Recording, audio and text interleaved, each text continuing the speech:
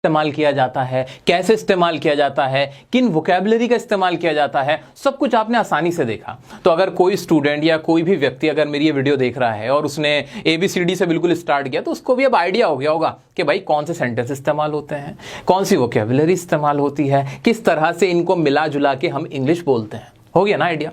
अब यही चीज मैं आपसे अप्लाई कराऊंगा। कैसे अप्लाई करूंगा, ध्यान से सुनना। अब बहुत इंपॉर्टेंट बात मैं आपको बताने जा रहा हूं। आई की हिंदी मैं होती है, वी की हिंदी हम होती है, यू की हिंदी तुम होती है, दे की हिंदी वे होती है, ही शी की हिंदी वह होती है, लड़का लड़की के लिए इस्तेमाल होता है, इट की हिंदी यह होती है। आज से आप ये बात भूल जाइए, बिल्कुल हमेशा के लिए भुला दीजिए कि आई की हिंदी मैं होती है, या जितने भी अभी मैंने प्रोनाउन इस्तेमाल किए हैं आप इनकी हिंदी भूल जाइए। बिल्कुल थिंक इन इंग्लिश कॉन्सेप्ट आज मैं आपको अप्लाई कराने वाला हूं। बहुत इंपॉर्टेंट कॉन्सेप्ट है दोस्तों, बिल्कुल ध्यान से सुनिए मेरी बात। आपको बिल्कुल याद नहीं रखना कि आई का मतलब मैं होता है। आपके दिमाग में आई का मतलब आई यानी आई, यू का मतलब यू तुम नहीं यू, ही का मतलब हमेशा एक लड़का, बस दैट्स इट। अगर मैं आपसे कभी भी पूछूं कि आई का मतलब क्या होता है, आपके मुंह से आवाज निकलनी चाहिए आई का मतलब आई ही होता है, मैं नहीं होता।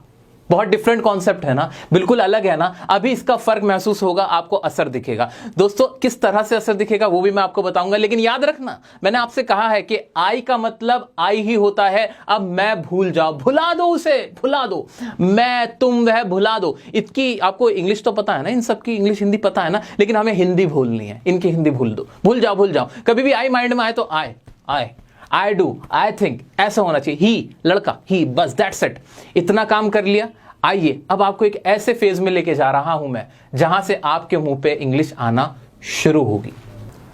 दोस्तों हम अपने कोर्स के उस पॉइंट पे इस वक्त खड़े हुए हैं जहां से अब आप बोलना शुरू करोगे। कैसे शुरू करोगे बता देता हूं। आपका माइंड मैंने बिल्कुल क्लियर कर दिया है। आपको इतना तो समझ में आ गया, इतना हौसला तो आपके अंदर आ गया है कि अगर शाहरुख खान, सुशांत सिंह राजपूत, कैटरीना कैफ, विराट कोहली या दीपिका पादुकोण, जब ये सब किसी का भी इंटरव्यू उठा के देख लो, ये सब जब इतने सिंपल और इतने आसान सेंटेंसेस बोलते हैं, इतनी आसानी से बोल पाते हैं, तो फिर आप कैसे नहीं बोल सकते। आपकी भी हद, जो आपकी लिमिट है वो है, उस लेवल पे हो आप भी। इतना सब तो आप भी जानते हो, तो अटकते कहां हो मैं बता रहा हूं, कहां अटकते हो, कैसे उस अटकन को दूर करना है। तो बहुत इंपॉर्टेंट बात बता रहा हूं, ध्यान से सुनना।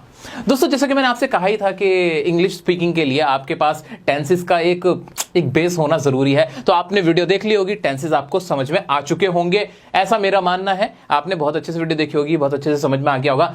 अब करना क्या है, इतने सारे टेंसेस है, क्या मैं आपसे कह रहा हूं कि सारे टेंसेस एकदम से बोलना शुरू करोगे? नहीं नहीं नहीं नहीं, नहीं। इंग्लिश स्पीकिंग में कौन से टेंसेस इस्तेमाल किए जाते हैं सबसे ज्यादा, सबसे इंपॉर्टेंट कौन से टेंसेस हैं हमारी स्पोकन इंग्लिश के लिए, वो मैं बताने जा रहा हूं। तो ध्यान से सुनिए।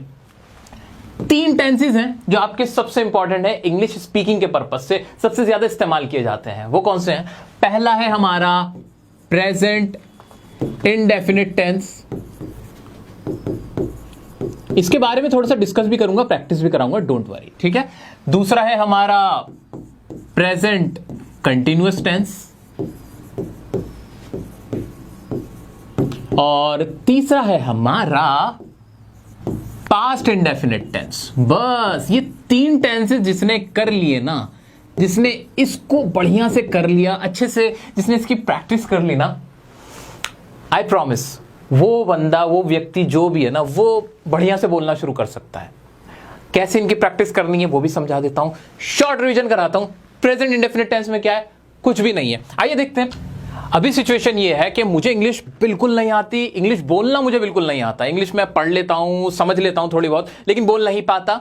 लेकिन जब से मैंने डियर सर का कोर्स ज्वाइन किया है तो मैंने उनकी टेंस की वीडियो देखी है, तो मुझे टेंस का थोड़ा बहुत आइडिया है, सब्जेक्ट का मुझे थोड़ा बहुत आइडिया है कि सब्जेक्ट मुंह पे लाना है। ये चीजें मैंने फॉलो कर ली है ना। यहां खड़े हो ना आप सब, यहीं खड़े हो ना सब, बिल्कुल। चलो अब बोलना शुरू करते हैं। करना क्या है आपको, मैंने आपको 3 इंपॉर्टेंट टेंसेस बताया, अब मैं उनकी प्रैक्टिस करवाने जा रहा हूं आपकी, ठीक है। जिसमें सबसे पहला है हमारा प्रेजेंट इंडेफिनिट टेंस। ये इंपॉर्टेंट इसलिए है क्योंकि हम अपनी आदतें बताते हैं, रोजाना का हमारा शेड्यूल बताते हैं, तो अपने बारे में बताते हैं। तो स्पोकन इंग्लिश में ये सब तो बताएंगे, मैं कितना अच्छा हूं, मैं क्या करता हूं, क्या नहीं करता हूं, ठीक है।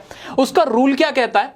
रूल तो ये कहता है कि भैया सबसे पहले तो रख दो सब्जेक्ट, उसके बाद मेन वर्ब की फर्स्ट फॉर्म रख दो, और अगर ये सब्जेक्ट सिंगुलर है, अगर ये मेरा सिंगुलर है, तो मेन वर्ब की फर्स्ट फॉर्म के साथ एस या फिर ईएस जोड़ देना, वरना मत जोड़ना। ये सेकंड